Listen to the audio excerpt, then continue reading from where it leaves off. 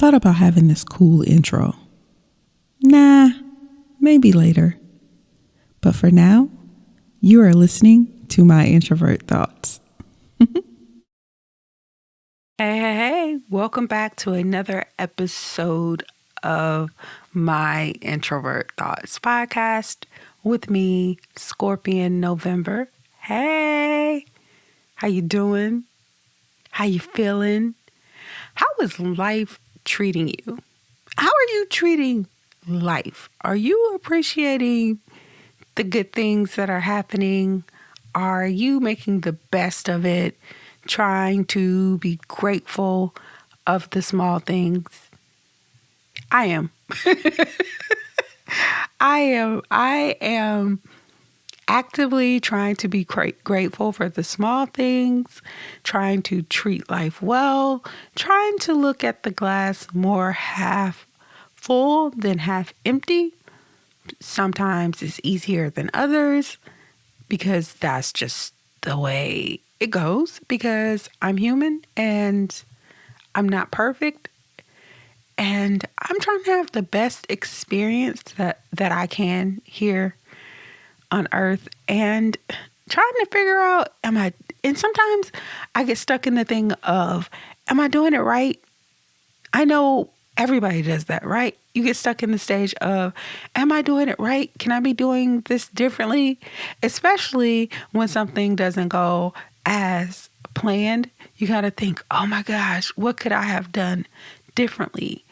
Or what am I not doing that I should be doing? I think we all have those internal conversations with ourselves, thinking, what if I did this? What if I did this? What didn't I do? What should I have done? Etc. Right? But I hope that we're not getting into the space of comparing. I hope we're not getting into the space of comparing ourselves to what others are doing, others' success, failures, etc., status, all those things, because that has absolutely nothing to do with our journey. I think we can look at other people's journeys and successes as motivation, as in saying, okay, this is possible, but not necessarily attributed to why haven't I achieved it though, or why haven't I done it though.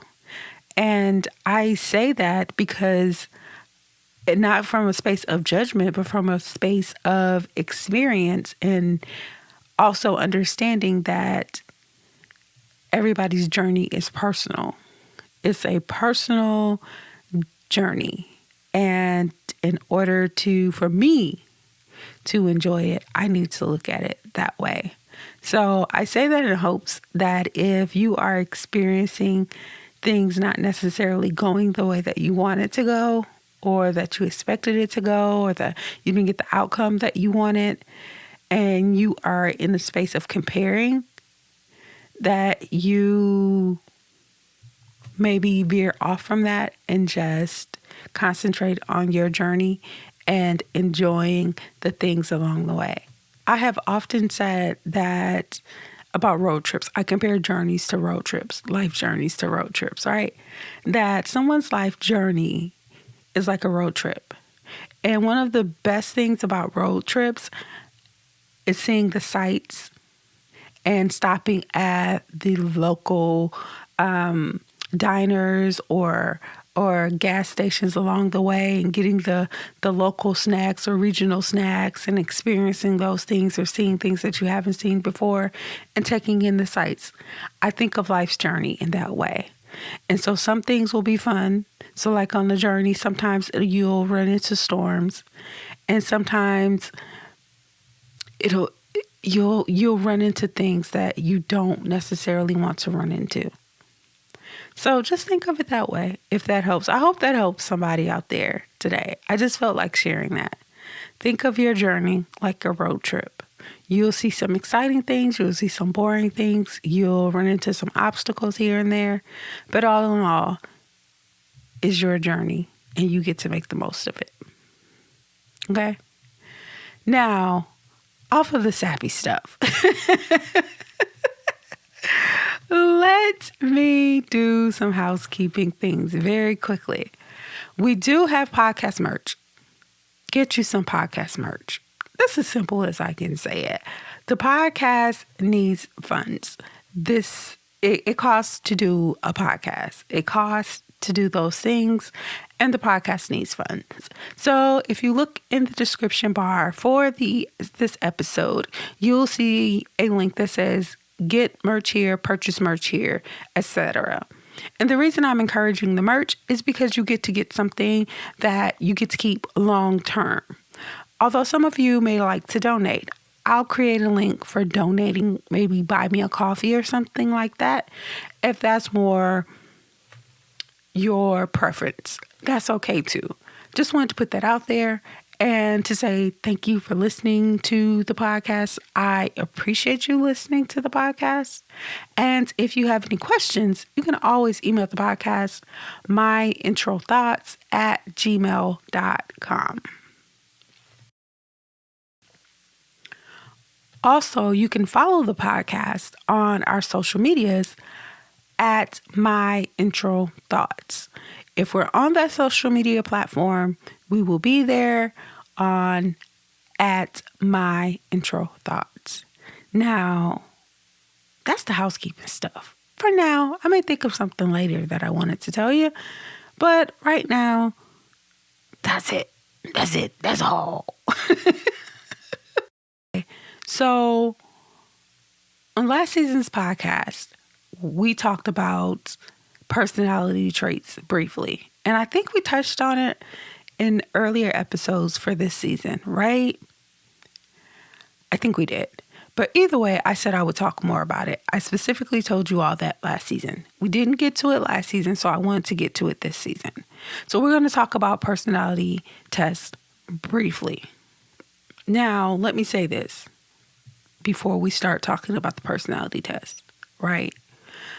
I understand these tests are primarily derived from the works, conclusions, and such of straight white men, many of which, have been called racist, that I would label as racist as well, have participated in discriminatory teachings, language, practices, etc., homophobic practices, all of the things, which when you have people with those types of ideology and practices at their core or characteristics of who they are, can in turn taint the work. The work will be a byproduct of that, of those ideologies.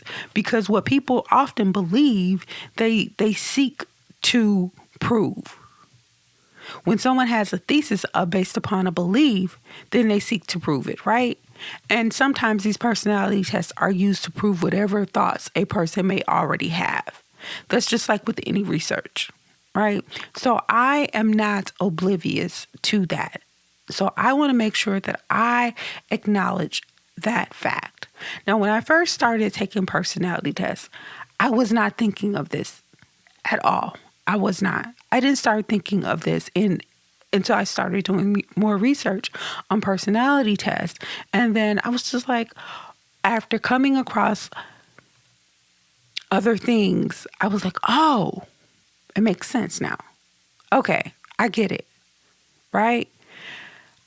I enjoy taking personality tests because I like to see, like I said in the previous episode last season, that it's kind of fun because it kind of explains some things about why you do certain things, why you enjoy certain things.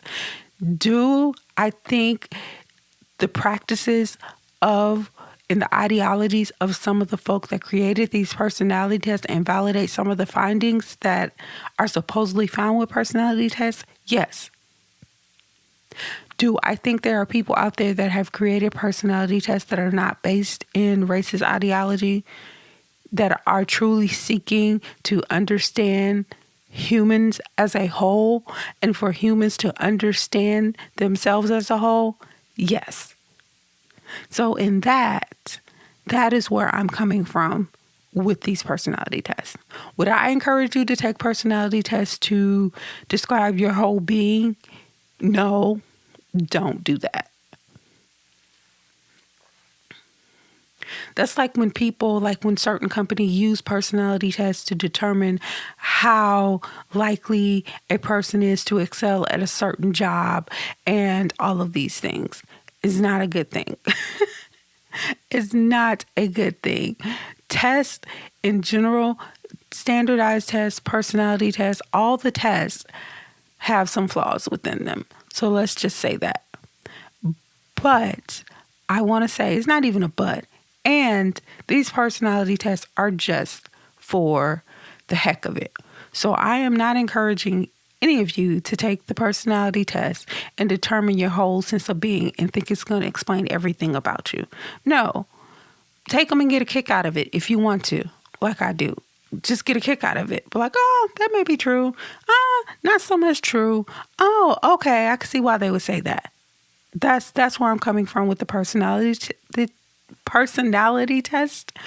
And I'm just going to share a few of them that I have taken and the premise of the personality test and my experience taking them. Okay. So it's not meant to diagnose with anything. It's not meant to tell you what career path to take. That's not where I'm coming from. I'm just following up on something that I agreed to do, that I said I would do last season, and just wanted to follow up on it because as introverts, I think personality tests are fun. I think we like to try to get an insight into why we do certain things that we do. And there's a lot of information out there still yet to be found or written about, and all of the things. So now that I've said all that, let's go ahead and get into it. Like I said, I'm just going to share a few, 2 or 3, and then we're going to move on. Moving on. Now, the first test that I want to talk about is the Myers-Briggs Type Indicator, MBTI. We talked about this last season, and I mentioned it earlier. This is the personality test that's based upon Carl Jung's theories of personality. And remember what I said about that, right? So this personality test is supposed to be used to indicate what job or career field you may want to try, or you may be successful at, or you may want to delve into. Again, take it with a grain of salt. This personality test I have taken this personality test. It is supposed to tell you whether you're more of an intuitive person, how judgmental you are, how sensing you are, how you see and attack problems or challenges within the workspace, and how do you manage workload and things of that nature. So, and whether you're more of an introvert or extrovert, all of those things. So I have gotten a couple of different results on this test because I have taken it a couple of different times, well, more than a couple of different times. I have taken it at different times. I was first introduced to this test when I started working at a certain place, and I may share that story later in this episode or a different episode. But anywho, it's one of the most popular personality tests out there, and I have taken the test. It is a lot of questions. There are a lot of questions on this test. So if you don't have the patience for it, don't do it. If you don't have the time for it, I would wait to take the personality test, but I wouldn't base my career path based upon this test. Because let me say this. And I don't think people talk about this enough. Your personality test results can change based upon what you're going through at a different time in life. Let's say you're at a peak in your life. You're at a very happy time and you take the personality test. You may get a result. let's say you're going through some challenges, a big life change. Maybe you're experiencing some grief or going through a breakup or what have you. And you take the personality test. Again, the same one. You can get a totally different result. It can tell you your personality is different based upon what you have, how you're feeling at that moment. It can influence how you answer questions. So that's partly the reason why these personality tests aren't reliable in that way. So if you took the Myers-Briggs 10 years ago and you were to take it now, you may get a totally different result than what you got 10 years ago. And sometimes what they say is that, because I'm not a psychologist and I'm not a neurologist, but based upon the research that I've done, is that once things tend to level out in life and you get back to a stable place, then that personality result can level out if you take it again. Take that how you may. Okay? Take that how you may. Hey there. Are you enjoying this episode? Well, go ahead and hit that subscribe button so you are notified of all future and bonus episodes. Okay, now back to this episode. Now, the next test I want to talk about is the DISC. DISK is based upon dominance, influence, steadiness, and conscientiousness. You may see that acronym mean different things. The DISC, where it came from, I don't know. But you may see it mean different things, but it's about pretty much the same things, just synonyms, right? And this one is based upon your influence, how compliant you are. That's basically what this test wants to see, how compliant you are within spaces, within workspaces, within life, how malleable you are. How easy is it for someone? How easily controlled you are? That's what I take it as, right? How easily controlled you are. Are you one that's steadfast in your opinions, your stance, your morals, your values, etc.? Again, take these personality tests with a grain of salt. This one,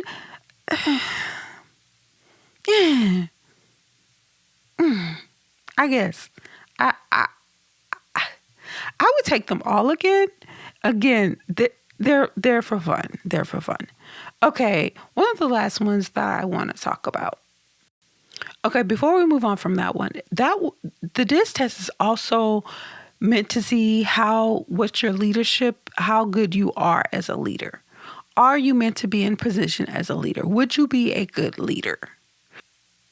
If you are up for a promotion, so to speak, and you suggested that you take a personality test, a DISC personality test, that's what they're going to be trying to see. How good of a leader you will be. Now, I must say that I don't think a lot of companies make people take these DISC tests, because I've come across some pretty put the SH in front of it, leaders, so to speak. So I don't think many people are taking these tests for that. I don't think they're using them. I don't think the places that probably should use them are using them. Anywho, now this personality test is Clifton Strengths Assessments, is based upon performance, and it has 37 themes, but 4 main themes though. So based upon strategic thinking, relationship building, influencing, and executing. So this is one of the more in-depth personality tests that I've taken, where it's going to ask you a lot of questions, and you have to be one of the people that are able to read charts and graphs and pie charts and stuff like that, because it's going to overlap. Some of the stuff is going to overlap. And if you're not good at deciphering information, it may be a little more complicated. It's nothing that you wouldn't eventually be able to understand if you just take a moment. It's not just going to stick out like Myers-Briggs or something like that. It's a little bit more in depth into your personality. They even have consultants to help with this test to help you be able to read the results. Now, like I said, if you have reading comprehension skills and able to, if you did pretty good at analyzing charts and things of that nature, you'll be fine. If not, if you have a little difficulty in that, then I don't know if this is the test that you want to take, if you're not going to have a consultant for it, because those are the people. I think the test is set up so you can have some consultants for it. I wonder what's this test made to make money off of, so people could, to create jobs, so to speak. I'm being very facetious and silly right now, but all in all, you should be okay if you're able to do those things. It's called the Clifton Strengths Assessment, and it's more in depth than the others. It really asks probing questions and causes you to think a little bit more than the other ones. The other ones are pretty just straightforward, and you can kind of see in which direction that you're going based upon the questions. This one too is personality. You took one personality test, you've taken them all. It's just the way that they present the results that may be different. Okay. So I'll end this by saying that if you're interested in personality tests, take them. Like there's Enneagram personality test that is pretty fun. There's a Big Five personality test that is pretty fun. There's the Bird personality test that is pretty fun. There's different personality tests that are different fun, and all of them ask different levels of questions. All of them give you different results, but if your results seem to be consistent across the board, then maybe it's something to look at. But then remember who was the creator of who created the test that you're taking, and what result were they trying to get at, and what biases they may have had going into creating the test, and the results that then come out of the test. I don't know. Take it at your own risk, but I would encourage you not to base your whole career path in your life based upon the results of these personality tests. Just take it for a little fun and see what results you get, and then go from there. Okay, let's get into the personal story. I thought about sharing the personality test story, but maybe I'll hold that story for another time. Yes, it would be appropriate to share this episode because we talked about personality tests, but I don't want to. I don't want to share it. But I did think of another story that I wanted to share. And it goes back to college. I don't think I shared this story on here. And if I have, please forgive me. But anywho, so there was a time in college where, you're in college, you tried to be a part of different organizations and to see what you like, what you don't like, try to have things so you could put it on your resume, so you could show that you have leadership abilities and all these things, that you're involved and all of the things, right? I was involved in this organization. I won't say the name of the organization, but I was involved in this organization. And I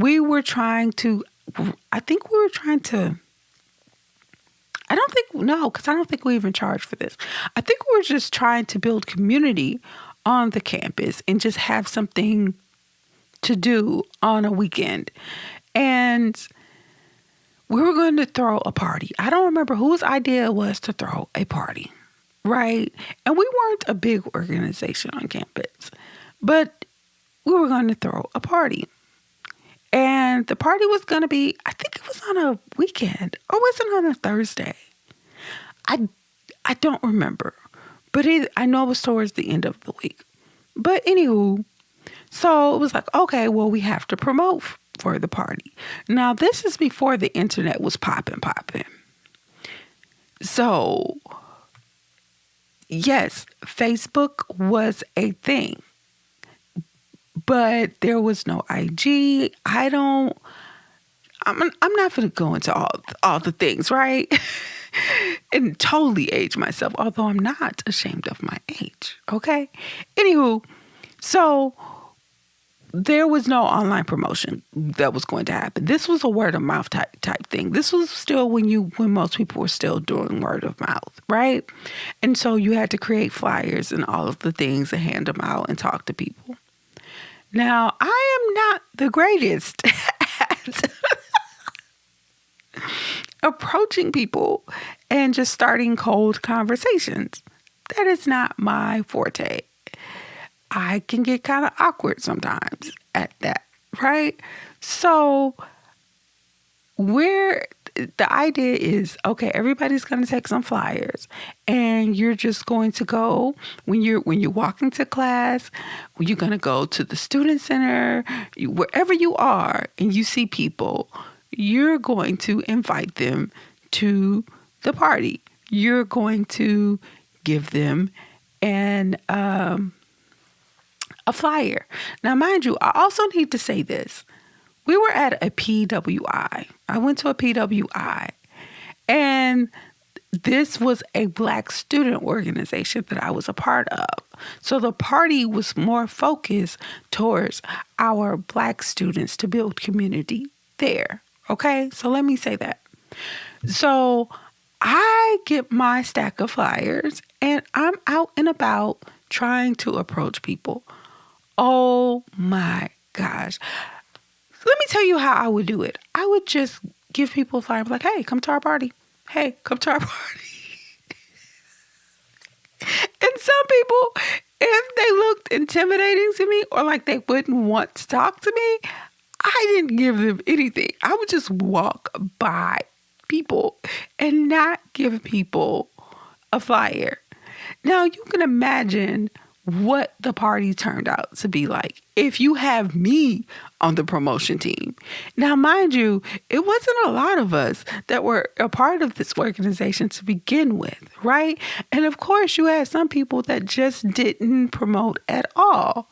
We had some of those same people that were on the planning committee for the party that didn't come to the doggone party.